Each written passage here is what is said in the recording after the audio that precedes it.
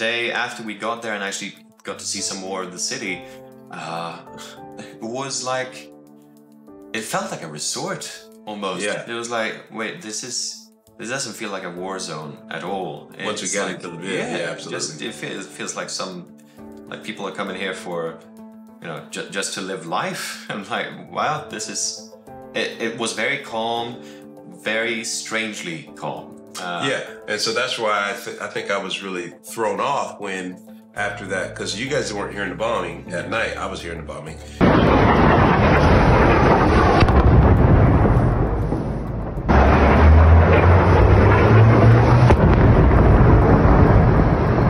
But you know, here first night, second night, third night, and then when we finally left, and then they bombed Lviv. And I'm going, wow, what if they would have bombed us? And I don't know if Russia was doing it to take a shot at Biden, because he came to the border. The day we got out, remember? That was something. He came to the border. So right as we arrived. Yeah. We literally just came out of the station. We were trying to stay at the border to see Joe. We come out of Ukraine, all the stuff that happened there, and then we came out. And we bump into CNN, we kind of connected with them, and then one of the guys had the schedule. And so we go, okay, Joe is coming at 2. So we go, if we stay till 2, everything that we're doing here in Poland is gonna get messed up. We're gonna get back, it's gonna be another day, can't do it, sorry. I got a couple of messages from people asking me, hey, are you guys gonna stay and try to talk to Joe Biden? I go, no, we gotta get back. So we just come out of the train, and lo and behold, we come out in central Poland, Warsaw, and he's here. So it must have showed up there. Crowds are like, what's going on? Yeah, exactly. So he's now here, and I think we got to tell him about Mercy Worldwide. You had obviously been in Ukraine 1 year past. Yep. Before that. So no, I was there. I was there. Let's think. When was Eurasia? I was there like December. So just a couple of months before, basically. I was just there in December on Krещerik in Kiev, and then I was there in May. I was there in May for the conference, and then in December to give a talk for the group. I was there. I subbed in for Kiev, and I went and did a talk, and I was there for that week, and then the war kicked off in February. So yeah, go ahead. Man, so that obviously begs the question. So what did you think about the difference? Because we went there, we saw like all the statues covered up in metal plating, several of the buildings. But what was the major difference you noticed since you were there? I think the first thing is that, you know, being in Kiev, it's just people everywhere. There's a lot of people, and they're happy and they're smiling. I think that's the first thing that threw me, is there were no people. You get past the border, you're like, where is everyone? You know, it's like, whoa, it's very quiet, which is understandable because of all I think, again, what was the figure? 8 million people displaced. So you felt the absence of people. I think that's first. And that was very different. Before, when I was a kid in December, and when I came through the border, the border was very busy. It's very busy. I mean, this time we obviously came through on the Poland side, but it still was, there were the people. There were no people there. It was kind of quiet, so made me question myself, like, what are you doing going in here? There's nobody else going, everybody's trying to leave. So I think that was a big difference. Just less people. Overall, people were there, I think. And then, then the obvious, just people crying everywhere. I think that kind of hit my heart. Seeing a lot of people just in tears. Mainly the women. It wasn't, the guys weren't crying as much, but seeing that, prior to that, when I was there the first time, most Ukrainians are joyful, happy, really good-hearted, kind people. So it really hit my heart to have known that was how things were just a couple of months ago.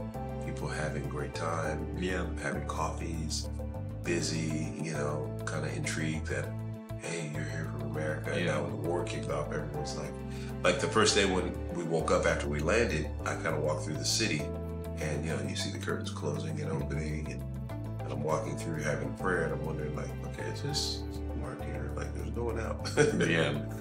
I found one coffee shop with like 2 people in it, had a coffee there. which was so different. Coffee shops were busy, bustling. And I was told, and Lviv was supposed to be, in some sense, sometimes even busier than Kiev, and it was just not. Yeah, because that ended up being the major refugee city that people came to just before the border, wasn't it? Yeah. I mean, when you actually got to see, coming there, it must have been a bit unreal to suddenly end up in a war zone. Yeah, I think you go into the hotel. Yeah, you walk in the hotel and they got the sign, bomb shelter downstairs. Yeah. You go, okay. And you go down there. I think that was another thing, because it just coming in straight to the lobby of the, I don't know what to call it, the little shelter or hotel that we were in. You immediately see the mentality towards Russia as you go in. Which is like, you got all these memes up on the counter of Putin. You got the very very hateful towards Russia. And I think that was something that hit me, even hearing that some of the people who said they knew Russian in Ukraine, that they would never speak it again after this. Well, you also had the news. I remember I think the other thing is just the power of the media. The individuals that we talked to that said that in Russia, the media was so strong that they had relatives. So you have someone from Ukraine saying to me, hey, my relative's in Russia, and he's telling me here in Ukraine that I'm not in a war, it's all propaganda. Yeah. And I'm telling him, no, I'm here in Ukraine. It is a war. What are you talking about? I saw that building blown up or whatever. And then people in Russia go, no, it's propaganda, Turn the TV off. Yeah. Seeing how the media caused that level of division was really intense. And that was kind of, I had most of those conversations in the lobby there with a few people that were there. Yeah. That, again, said they had family and relatives in Russia. So I thought that was jarring to see that and go, wow, how'd you like to have your aunt telling you that it's all a make-believe thing when you're going, no, it's real. Yeah. Again, the bomb shelters threw me off. I think kind of like the spiritual war. Yeah, exactly. But God, you look at all of this and you go, geez. For me, it just reminds me of the book of Judges, where it says, when God's people were disobedient, he would allow them to go into distress, and then he would allow them to be defeated by the enemies of God, and then they would cry out and he would send a deliverer. And I feel like, unfortunately, with such a horrific thing that's happened, it sadly has rekindled, for sure, the heart of where am I at with God. Yeah. For the Ukrainians. So it's really cool to see our church growing and moving and still helping people know God, which is his sign of care. I think the fact that people can think about their mortality in the midst of a war, even though it sounds pretty challenging, it's actually God's way to get them to accept his salvation. Speaking about the relationship with God there, of course, because the first night I was there, I thought about it myself. I was strangely calm. It was like, I think it was because we had already settled on going into Kiev. We've been told, obviously we didn't get to go, but we were like, okay, this might just be it. I don't know how it was for you that very first night, if you had was reminiscing about stuff, or what were you thinking before, just the next day? No, I was good the first night because I heard the bombs and that was fine. I was asleep, but it's the next night when I heard them. I went, okay. So it was night 2 and 3 that got me thinking. And it got progressively, because I felt like, man, I don't want this to be calm before the storm, you know, which I kind of felt like it was. Nick gets interviewed by the news media jumps on and interviews him. And I'd been telling you guys, did you want to hear the bombs, hear the bombs? And then Nick, we were standing in the rooms together. Nick, did you hear the bomb? I didn't hear it. Bro, you were asleep. So then after we did the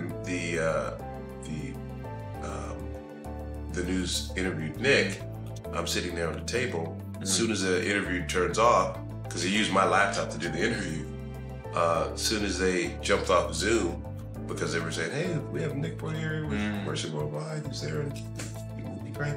After they turned, he shut it. I go, Nick, you hear that? He goes, oh yeah, I heard that. And that's when we prayed and said, let's get out of here. But what was people's impression of you actually going into Ukraine? Were you like, did you receive opposition? Did you receive, were people with you? Well, I thought that was kind of funny. Again, this guy at the border, well, first of all, the Polish border guy says, you know, I give him my passport. He goes, American.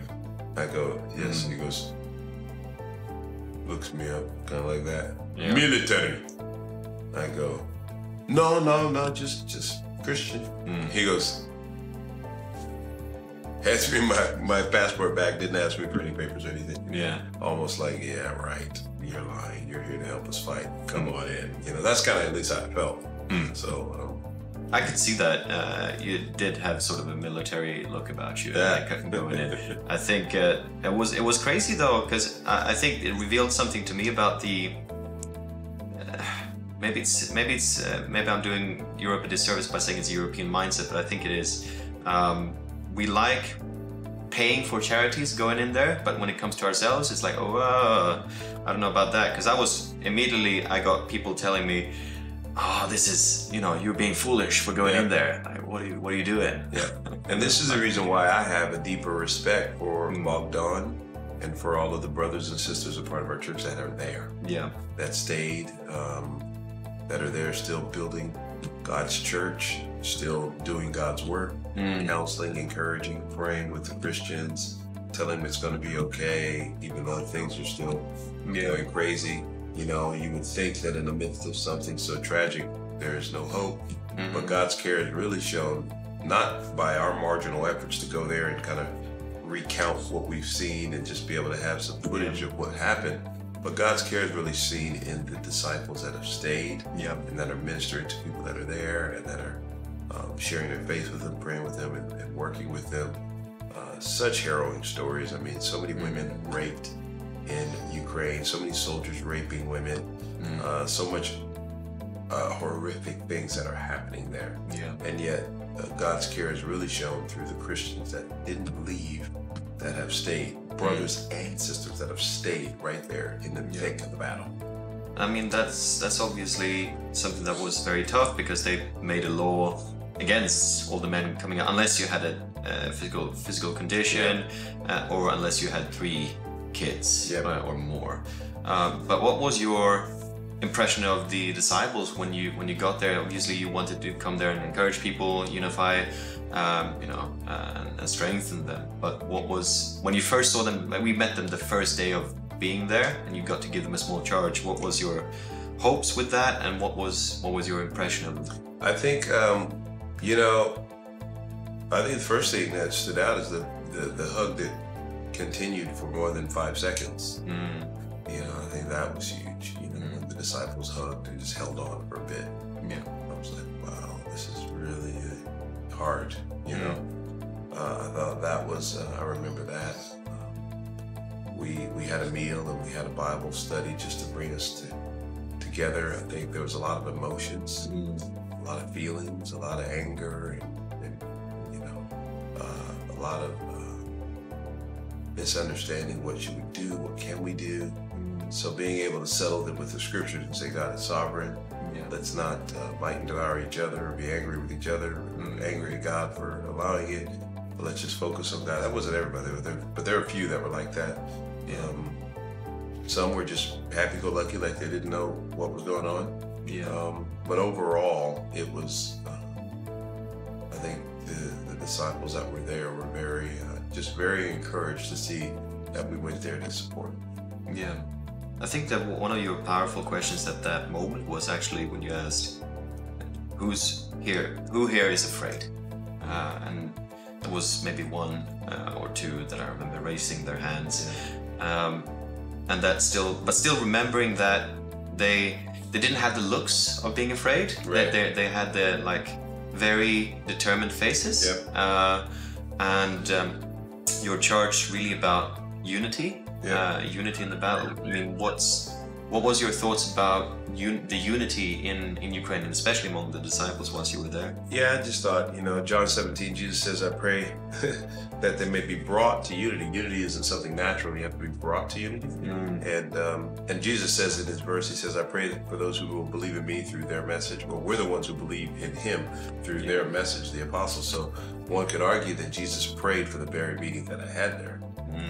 And so that was the first thing, one of the greatest ways to win a battle is division. I mean, and I didn't want to lose the spiritual battle with the group there. For them, by them being divided as to what to do. Some were angry and more nationalistic in their thought process. Hey, let's take arms. Let's pick up a gun. Others were, no, let's just stay prayerful. And, well, you're not really loyal. Well, you're not really spiritual. That kind of thing kind of could kick off. And of course, God's care for Kiev is really, and Ukraine, is shown through the kingdom of God, which says in Isaiah 2, they will beat their plowshares and they'll turn their spears into pruning hooks. Basically, they won't kill each other because that's my brother. We're in the kingdom. So really, the only way that we can have peace is the kingdom, is us being, you think about Aliona, she's obviously Ukrainian. You think about Oleg, he's obviously Russian. I mean, that's God's care. The fact that the evangelist that we used to have there was a Russian, the wife was Ukrainian, just highlighting the unity that we have in God that has no national standard, but only a spiritual understanding that Jesus wanted to call us to be together. So I think it was very important for that message to be given, and I think it's helped.